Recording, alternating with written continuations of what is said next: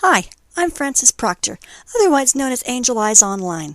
Welcome to this Zara Plus Filter Forge video tutorial. Today's subject is perfect portraits. I'm going to show you how to use Xara Designer Pro X to edit this photo and remove the worst of the blemishes, straighten and whiten the teeth, and make the eyes pop. Then I'll show you how to use Filter Forge and apply a brand new filter that I have created for just this purpose to a layer to smooth out the skin, yet leave it with a realistic appearance. Finally, I'll go back to Zara and show you how to use the new eraser tool to blend the photo layers together to create a perfect portrait. Are you ready? Let's get started. Okay, so here's our photo that we're going to use today. And as you can see, I've got the photo tool here activated, and I have already given this photo a little bit of brightness and contrast corrections, and I've applied some sharpening to the photo to bring out some of the details in her hair and some of the other details of this photo that we don't want to lose. Of course, adding that sharpening hasn't exactly done wonders for her skin, and that's what today's tutorial is all about. So let's zoom in and have a look at some of the areas in this photo that need to be corrected. As you can see, she's got a mole here, and we'll remove some of these acne blemishes to aid in when we apply the filter in smoothing her skin.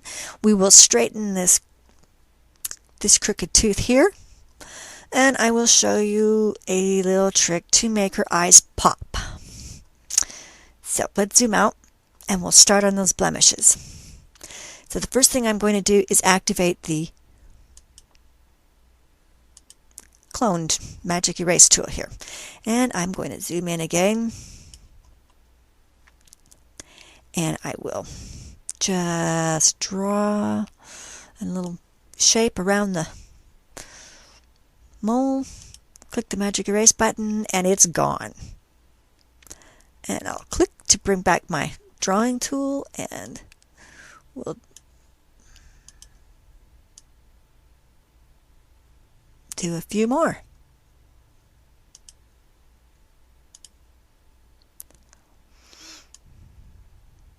We'll do this one. Now zoom in and have a look down here. I think we'll do this one.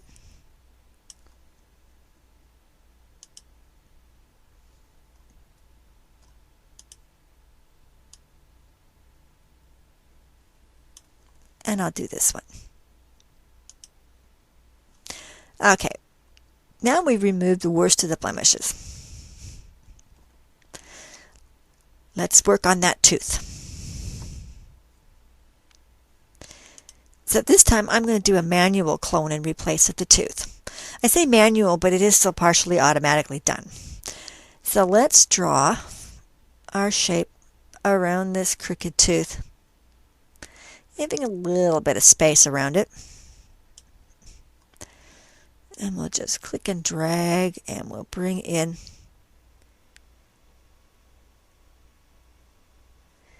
this tooth over here, which is much straighter. Now I'm going to go to the selector tool.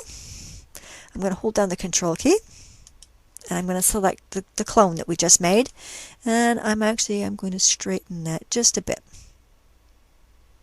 which gives her teeth a nice straight appearance. Now, if you really wanted to, you could go and do the same procedure with this tooth and this tooth, replacing them maybe with some that are a little bit straighter and look better. But for our purposes today, we're going to stop at this.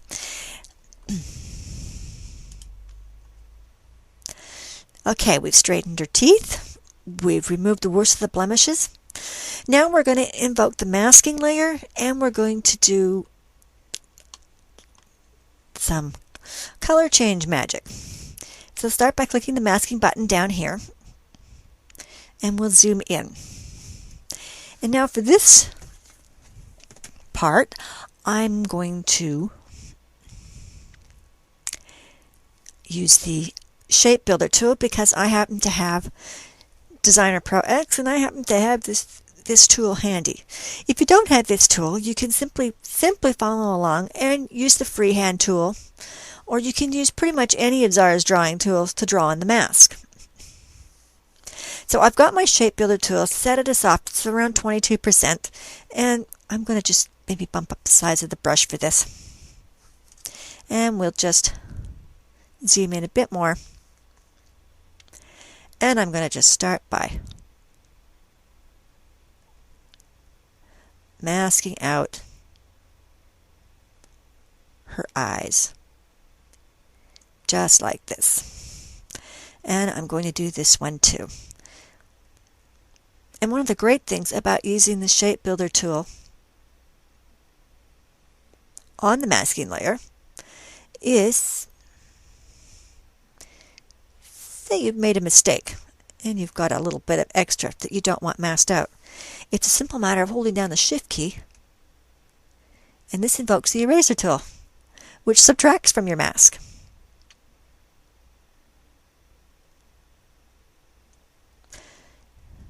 So you can get some pretty accurate masking just by simply holding and releasing the shape builder tool as needed. All right, so actually I'm going to just, whoops, click to select that. I'm actually going to add in a little bit more on this eye. Okay. Now we've got this masked. I'm going to go to the photo tool, and I am going to use this photo hue slider, and I am going to pull this up,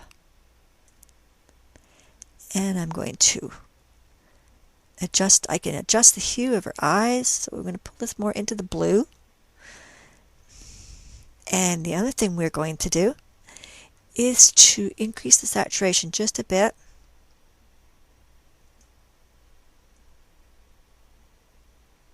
And we're going to just bring these eyes. I want to bring some more blue tones into the eyes. And I'm going to use the sharpen feature to sharpen their eyes a little bit more. And this really makes her eyes pop out. Really makes those baby blues look good. So let's zoom out now and have a quick look. Yeah, that looks really good. Now let's go down to her teeth. And again, I'm going to use the shape builder tool. And I am going to, for this one, I'm going to drop the edge softness of the shape builder tool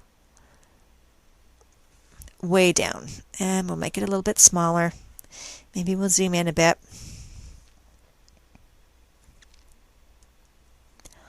We'll create a new masking area here. And we'll just use the shape builder tool to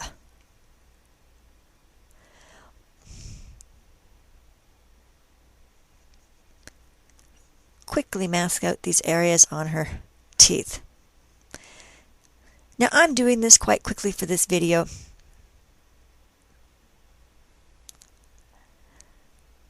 And I'm sure I probably would want to maybe spend a little bit more time on this. You could get a pretty accurate masking job. Go over that. And back to the photo tool. And what I'm going to do this time is just simply desaturate the teeth. And I'm going to go overboard, but by desaturating them a bit, we can actually remove the yellowness from her teeth. And you can use the brightness tool to brighten the teeth. But if you do, I would suggest really, really only a tiny little bit of brightness. Otherwise, it really doesn't look very realistic. So let's zoom out now and have a look. Now our portrait is looking much better. Now we come to the part where Filter Forge comes into it. So the first thing I am going to do before we go any further is I'm going to right click on our portrait now, and I'm going to choose Flatten Photo Group. What this has done, if I show you in the page and layer gallery is it has flattened all of the cloned areas and the masked areas from special photo groups into one single photo. So this is going to be one of our layers. We need a second layer for our Filter Forge filter to work. So what I'm going to do is simply clone this photo using Control K on the keyboard. And this has now made, as you can see here, I've now got two photos, one on top of the other, perfectly aligned. So for now, we're going to hide this top one that we just made by clicking this little eye icon here. And I will select the bottom one. Make sure that one's selected. And now we're going to go to Filter Forge. Live Effect. New. And we will, there it is there.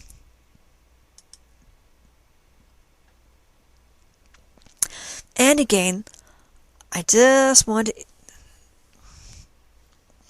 to say that the Filter Forge part of this will work faster, and usually does when I'm not screen recording. The screen recording does slow things down a bit. I'm going to open up this window. This is one of the neat things I like about Filter Forge, is the Filter Forge plugin window is resizable. So now I'm going to go down here and I'm going to find my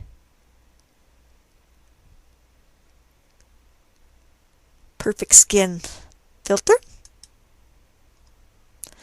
And we'll let this load.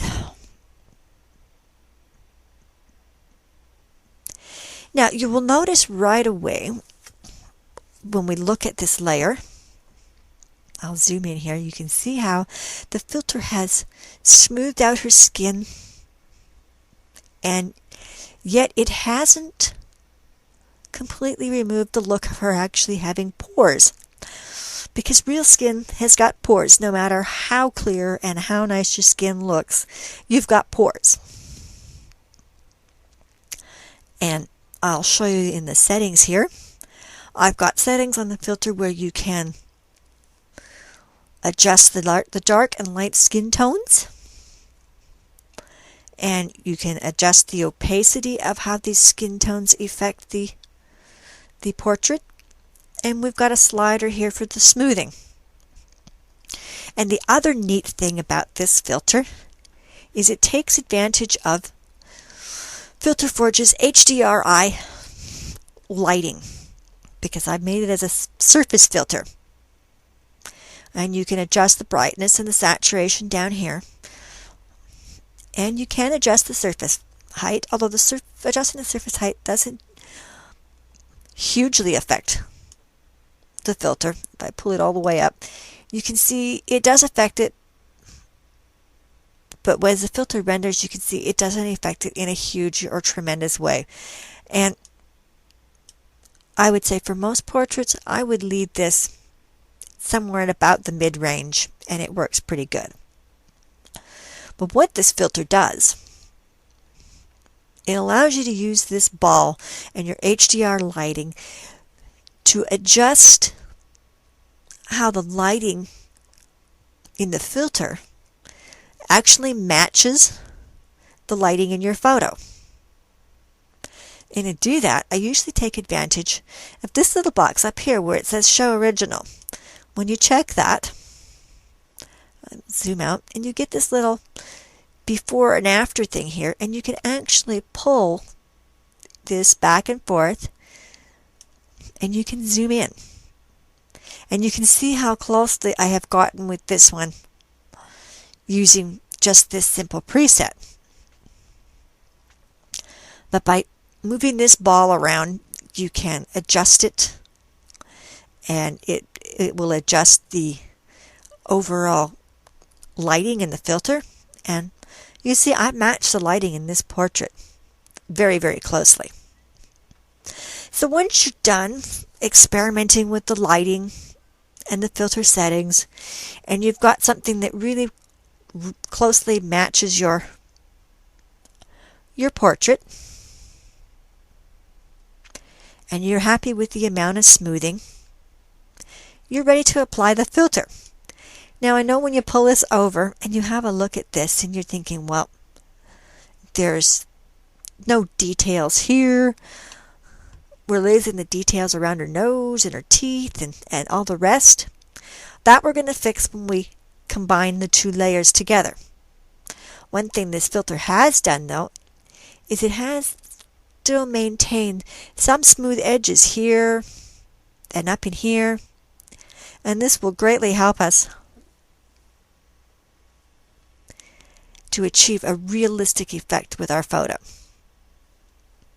So I'm going to click the apply button, and I'm going to pause the recording here because I know my screen capturing recording is going to make this a little bit laggy. Okay, so here we are now. We're back into Zara, and you can see that our filter has rendered.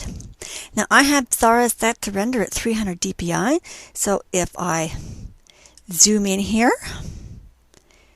you can see how nicely the filter has rendered on this portrait.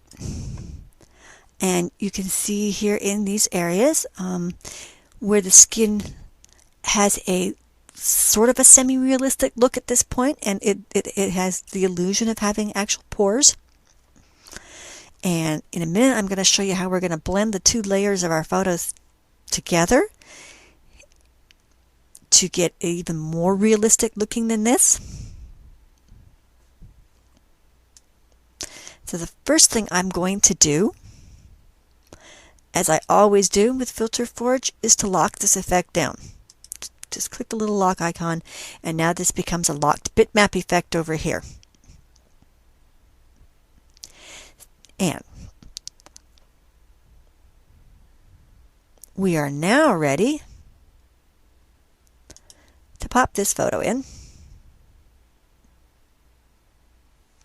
on top.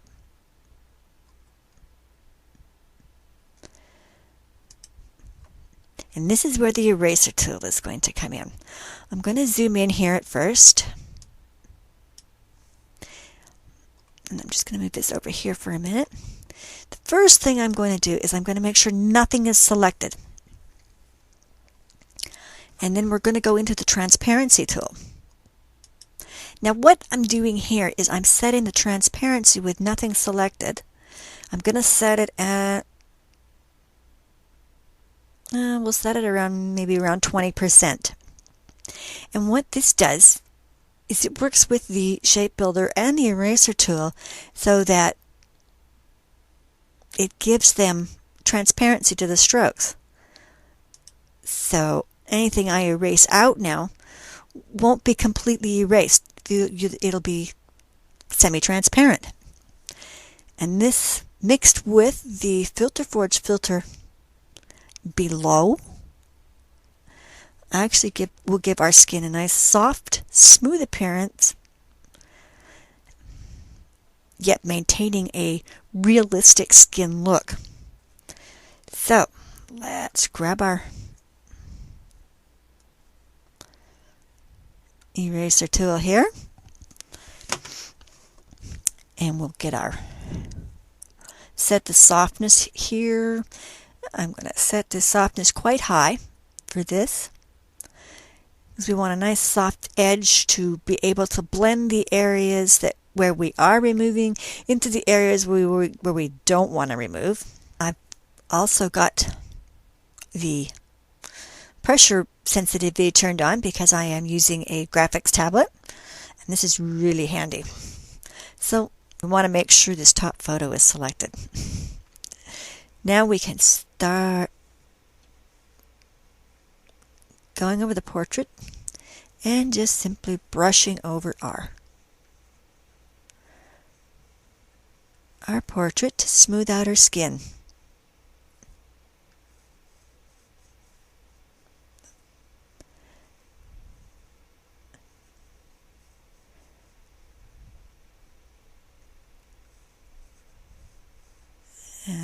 do a bit more here. And you can see it's giving her a really smooth, perfect skin look. And I'll go down her nose a little bit here. And I'll go over here. And I'm just going to zoom in a little bit more so you can see how this is actually working. And I'll just very lightly with the pressure sensitivity. I don't have to keep resizing the brush. I can use light to get in here with a light pressure. And again, I'll do a light pressure under her eyes, kind of smooth this out.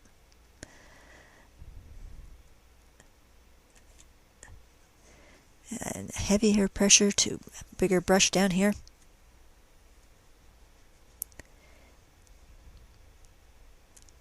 We'll smooth things out here and around here, being very careful not to smooth out too much details around her nostrils. We want to keep the detailing in there.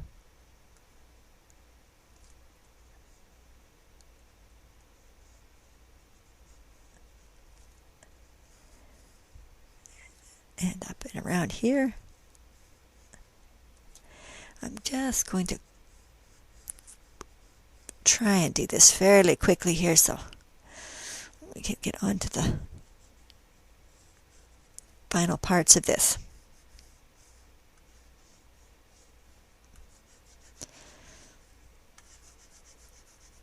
We want to go down here. I'm going to zoom out now and I'm going to pull this down and I'm just going to go over this, and you can see I can just go straight down onto her neck because we've maintained this nice smooth, nice sharpness there. I'm going to go into here and again into here.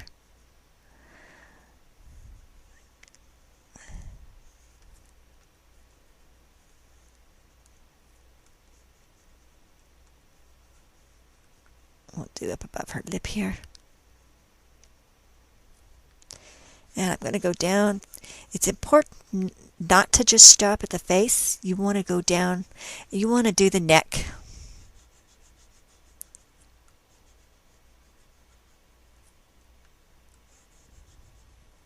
And I'm going to zoom in and we're just going to pull this down. I do want to do a bit down in here, but I don't want to go overboard with smoothing out all of the hair down in here. So I'm just going to lightly do a bit of smoothing here and there. Just to sort of blend things together. We don't want to smooth out the chain and the necklace either.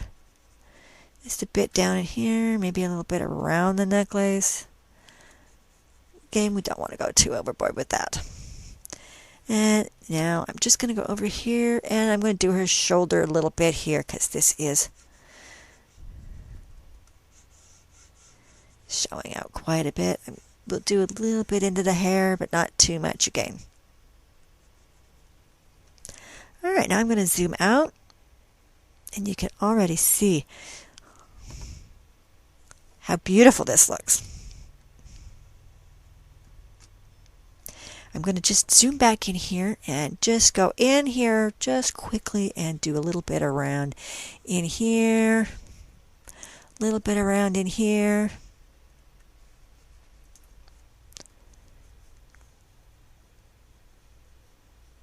Get a bit more detailing around in her mouth area.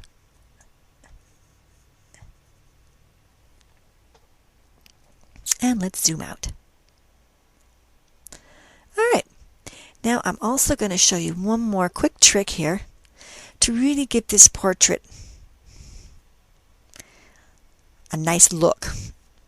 And the first thing I'm going to do is I'm going to drop the softness on the eraser tool right down and click here to make sure nothing is selected. And I'm going to go back and I'm going to drop the transparency down to zilch. And now I am going to, I'll zoom in a little bit for this, I'm going to run the eraser tool, the eraser tool over the background of the photo.